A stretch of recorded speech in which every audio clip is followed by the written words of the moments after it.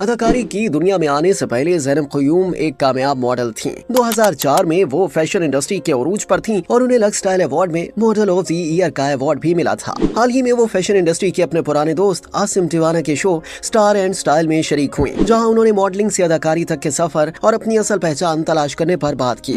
ज़ैनब क़य्यूम ने याद किया कि उन्होंने मॉडलिंग से रिटायरमेंट का ऐलान भी आसिम टिवाना ही के शो में किया था। उन्होंने बताया कि इसके बाद उन्होंने कुछ टीवी शोज की होस्टिंग की और फिर ड्रामों की तरफ आई। हंसते हुए उन्होंने कहा कि एक वक्त ऐसा आया जब मैं कैमरे के सामने बैठकर बार बार ये कहते थक गई कि welcome, I am your host ज़ीक्यू। जब इनसे पूछा गया कि क्या अदाकारी में आना मुश्किल था, तो ज़ैनब क़य्यूम ने स्ट्रेट फॉरवर्डली एतराफ किया कि शुरू में वो एक्टिंग में बहुत कमजोर थीं।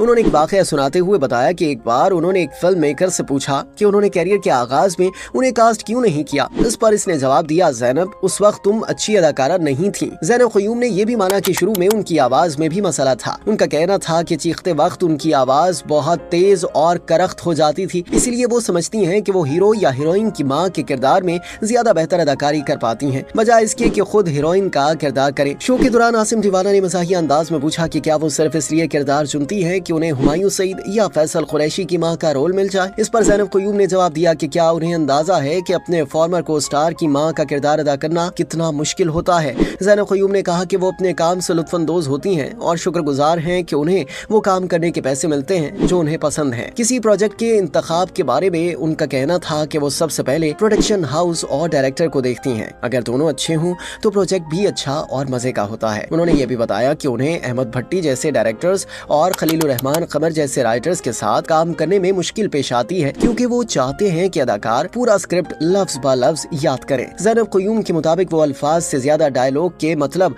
और एहसास को अहमियत देती हैं। मुस्तकबिल के मंसूबों पर बात करते हुए ज़ैनब क़य्यूम ने कहा कि इस वक्त वो एक किताब लिखने पर तवज्जो दे रही हैं। आसिम टिवाना ने याद दिलाया कि वो माजी में भी इस मौजू पर बात कर चुके हैं। शो में मौजूद अदाकार अफान वहीद ने भी इस बात की तस्दीक की और बताया कि उन्होंने ज़ैनब क़य्यूम की किताब का एक चैप्टर पढ़ा है जो उनके मुताबिक बहुत खूबसूरत अंदाज में लिखा गया है।